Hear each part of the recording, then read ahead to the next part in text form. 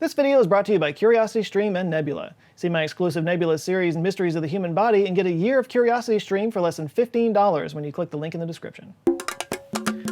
So a couple of years ago, my wife and I, we put together a garden in our backyard so we can grow veggies like squash and tomatoes and bell peppers, stuff like that. Thought I would show it to you. You want to see it? Come on, let's go take a look.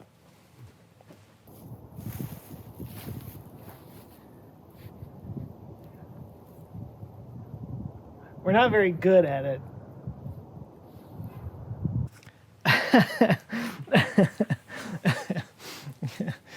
Yeah, so luckily we don't rely on that for our food or anything. It was just a project for fun, and even more luckily, other people don't rely on that for their food. No, we can just go down the street to the store and take our pick from the cornucopia of produce from all around the world, ready and waiting whenever we want it.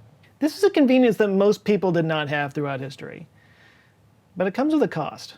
According to the EPA, tractors burn 5.3 billion gallons of fuel in the US alone, and agriculture accounts for 10% of the country's greenhouse gas emissions. Not to mention water use and the knock-on effects of pesticides and fertilizers. Oh yeah, and about half of that food gets thrown away. So much about how we grow our food right now is inherently unsustainable. And with our population around the world continuing to grow, these resources are just going to become even more strained in the future. In fact, some researchers have estimated that between now and 2060, we're going to have to produce as much food as we did in the last 500 years. So yeah, a little bit of a problem. But there are some who see a different way forward, a more sustainable way, one that combines ancient practices and wisdom with modern technology. It's called regenerative agriculture, and it promises to revolutionize food production and maybe save the world. If it works. Scientists and archaeologists may not agree on exactly when agriculture began, but there's no question how important it was to our development as a species. For the first time, we were adapting the environment to fit our needs and not the other way around. A development that will in no way ever come back to bite us in the ass. The general consensus is that this began around 10,000 years ago, but that date keeps getting pushed back. Take a recent archaeological discovery called Ohallo II in the Sea of Galilee, which, when I say in the Sea of Galilee, I mean in the Sea of Galilee. It was only found when a drought lowered water levels enough to reveal it. There they found evidence of small-scale agriculture, things like sickles and grindstones, as well as fruit and cereal grain residue. And this dates back to 23,000 years ago. By the way, if you want to see a video about the oldest cities ever found, might be up for that. The first depictions of a plow were by the ancient Sumerian people in the late Neolithic period, around 7,000 years ago. Rice cultivation thrived in the Indus Valley civilization at about the same time, which would spread to other parts of Asia. In Europe, grains like barley, wheat, oats, and rye were popular, and as a feudal system developed, they kind of landed on a two-step crop rotation system. So basically, you farm it, and then you let it go fallow and let the animals go and eat grasses and hay for a season, and then you plant your crop again. The benefit of this is that the field gets to rest, but also the animals help nourish the soil with their manure. I hate manure! Now the downside of this method means that you're kind of without food for parts of the year, so you have to build bigger crops and then store that later. Building bigger crops means you got to cut down more forests.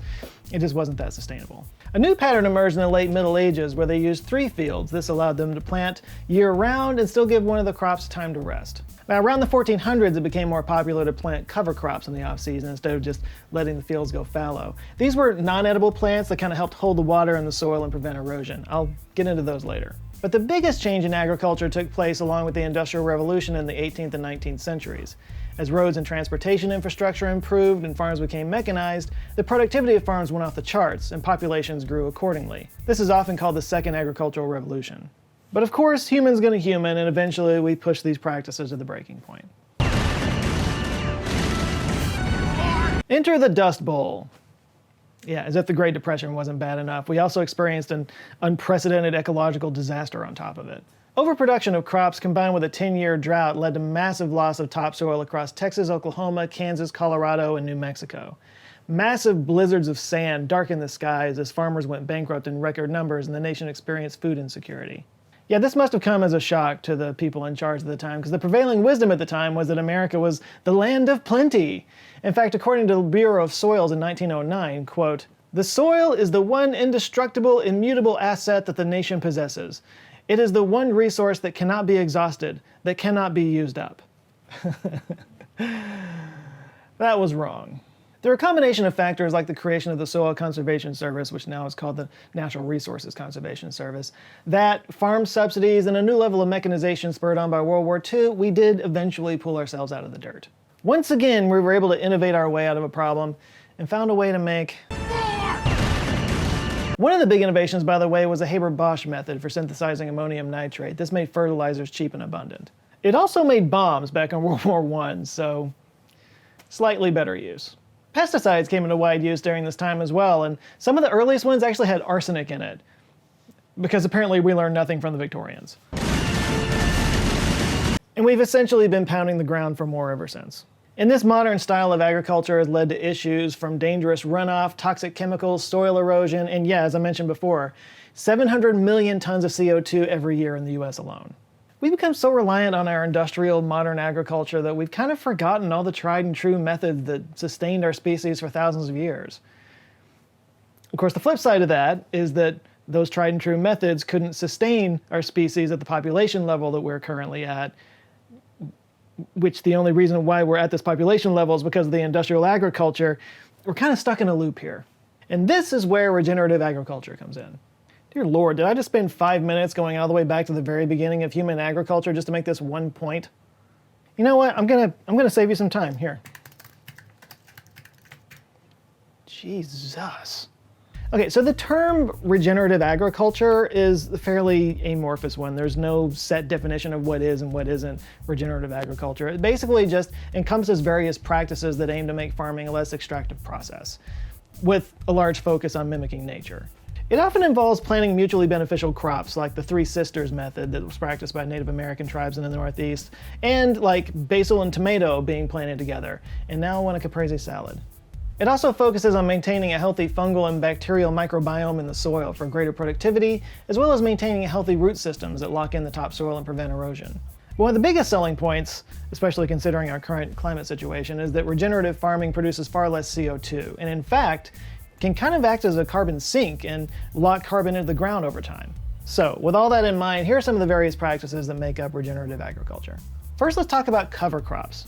Okay, cover crops are essentially magic. They can sequester carbon during the winter fallow season while also controlling weeds, protecting soil, and capturing excess nutrients not used by the main season crop. And on top of that, the residue from the cover crops can kind of provide a slow release nutrients during the growing season as it decomposes. They firm up the topsoil, preventing it from drying up and blowing away Dust Bowl style. Yeah, any farmer that's not using cover crops in some form is missing out. And yet, only 12% of farmers use cover crops. It's only 3% here in Texas. Okay, hold up. Farmers aren't idiots. If it has so many benefits, then why are 88% of them not doing it? Well, the simplest answer is that a cover crop is still a crop. They cost money to buy the seeds. They take energy and time to plant and cultivate the seeds and water them. It's basically double the work. Plus, most farmers operate on somebody else's land. So you're not going to spend all this time and energy improving land that you don't own, planting a crop that doesn't make you any money. You know, rental contracts are often short-term, and cover crops are kind of a long-term strategy. You're basically doing really good work improving the land for the next guy that comes along.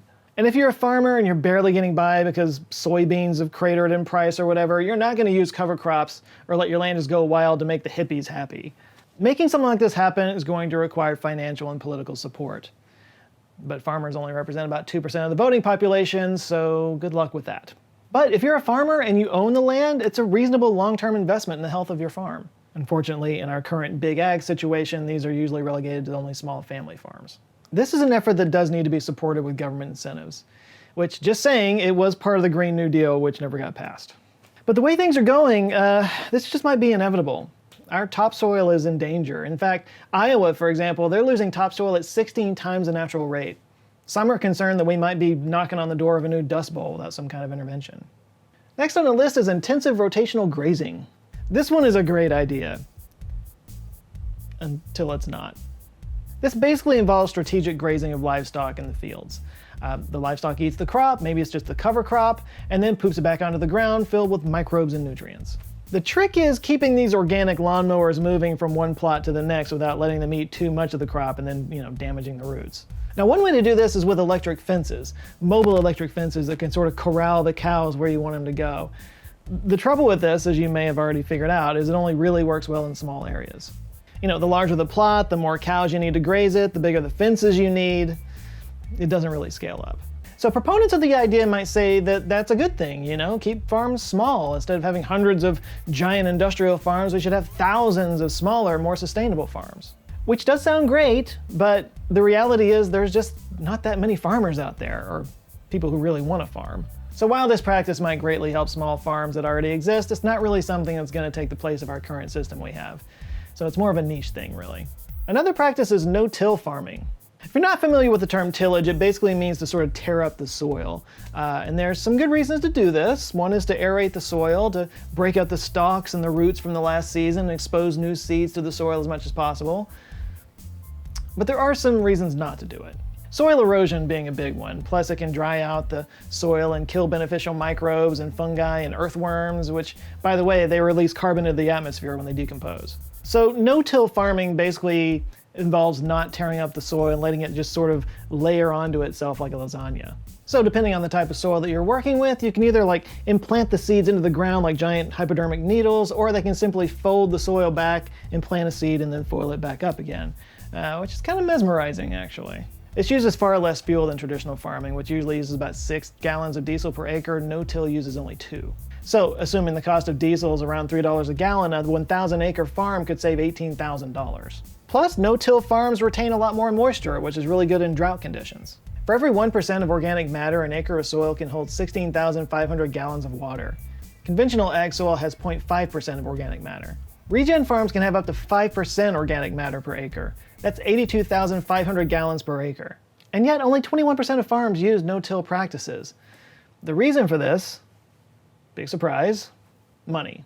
In order to convert from traditional tilled farming to no-till, you have to buy new equipment, and farming equipment is expensive, like crazy expensive. Now, many farmers that have made the switch have said that it was difficult at first and expensive, but over time, increases in crop production actually made up for the cost. But no-till farming is gaining in popularity lately. Even though only 21% of farms do it, some really big players like General Mills are starting to promote it.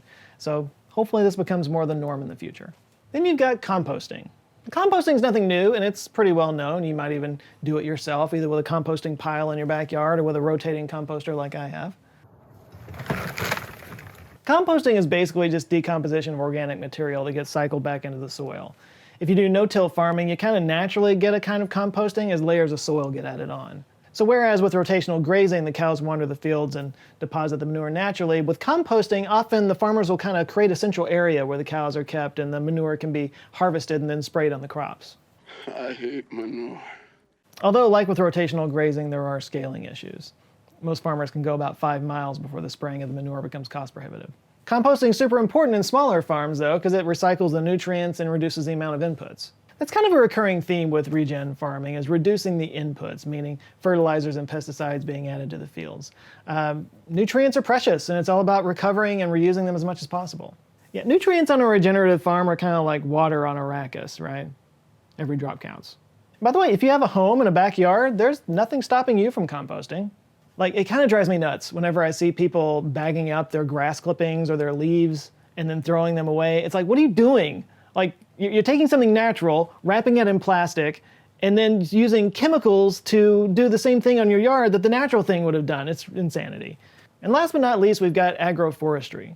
Agroforestry is basically using trees and shrubs in mutually beneficial ways to protect and nourish crops. They can do this by providing windbreaks around the perimeter to prevent wind erosion, serving as buffers along rivers and streams to filter farm runoff and stabilize stream banks. And there's a technique called silvopasture that combines trees with livestock and kind of combines them with their forages on one piece of land. Alley cropping means planting crops along rows of trees to provide income while the trees mature. And forest farming is where you grow food, herbal, botanical, or decorative crops under the protection of a managed forest canopy. This is also called multi-story cropping. The whole silvopasture thing actually sounds especially cool because you've got, cows grazing under the trees produce food and attract pollinators that pollinate the crops as well, and then the crops are nourished by the cows, and then the leaves falling off the trees nourish the crops as well. It's this whole symbiotic thing where plants and animals coexist and benefit from each other.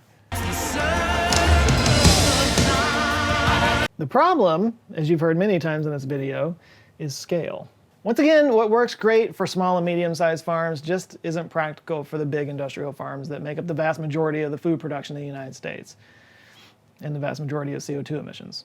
So, All that's really cool, but is regenerative agriculture the solution? The blunt answer is no. Not at the level of food production required to keep up with current demand. For regenerative agriculture to truly make an impact, we would have to completely transform our system of farming from one of giant industrial farms to smaller farms managed by thousands and thousands of new farmers.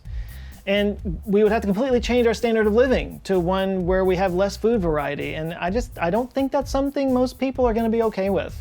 As I said before, there's not a whole lot of people in this day and age that are aching to do farm work. It's grueling sun up to sundown physical labor with razor-thin financial margins that so much of the time depends on the whims of the weather that year and market fluctuations and other things that are just completely out of your control. We're actually in a bit of a farming crisis right now. Farming debt has reached the highest level since 1980 and bankruptcies are on the rise. Farm bankruptcies in the Midwest jumped 19% in 2018. That's their highest level in a decade. And sadly, if not unsurprisingly, the rate of suicide amongst farmers is 3.5 times higher than the rest of the population. Which, and this may sound counterintuitive, is actually a good reason for small farmers to embrace regenerative agriculture. Regen farmers actually report higher levels of happiness and fulfillment. It's still hard work, but it's more purposeful and meaningful, and maybe part of that is because over time they see a better crop production out of it. Fewer inputs, less tilling means less money for fertilizers and fuel, which cuts down on overhead. Healthier soil over time means higher yields and more income. And there's a lot of farms that could benefit from this. The average farm size in the United States is only 100 acres, so it's not all big ag out there. The biggest hurdle is really just the cost of new equipment. So it will take some subsidies and incentives to get this to happen, along with some education and training to help farmers make the switch. This is, of course, turning into a political football because it's seen as a green climate change thing, which it is, but it could also really help out a lot of small farmers get out of dire financial positions, especially once you combine these practices with technology.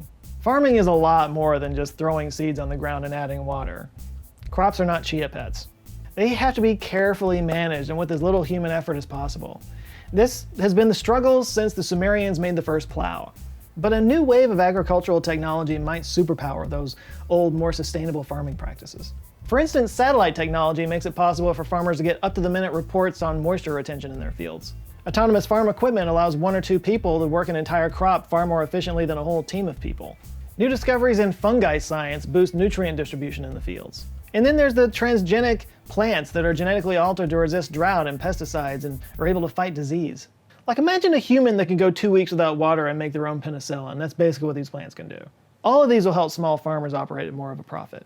And while many of these practices I mentioned do have scaling issues, burgeoning technologies will make it so that at least some of these practices will be common in industrial agriculture as well. Like I said at the beginning of this video, we will need to produce as much food in the next 40 years as we made in the last 500 years. So every step we can take toward doing that more sustainably will make a big difference. And by the way, shout out to all the small farmers out there leading the way on these practices and helping to educate others. Farmers may be the most underappreciated group of people in the world. And if you're not a farmer but you want to make a difference, just make it a priority in elections. Vote for politicians that support subsidies for sustainable farming practices. And yes, that does include the Green New Deal. There was a lot of it in there. And if you know any farmers or meet a farmer, shake their hand. Tell them thanks. It's literally the hand that feeds you. Of course, how you feed yourself makes a big difference to your health, and you have to be especially careful about that if you have diabetes, which is something I talk about in my series Mysteries of the Human Body, which you can see exclusively on Nebula. In one episode of this 6-part series, I talk about common diseases that can't be cured, which diabetes is one of them, despite the fact that so many people get it. I talk about what causes type 1 diabetes, why it's such a difficult nut to crack, and what new research is bringing us closer to a possible cure.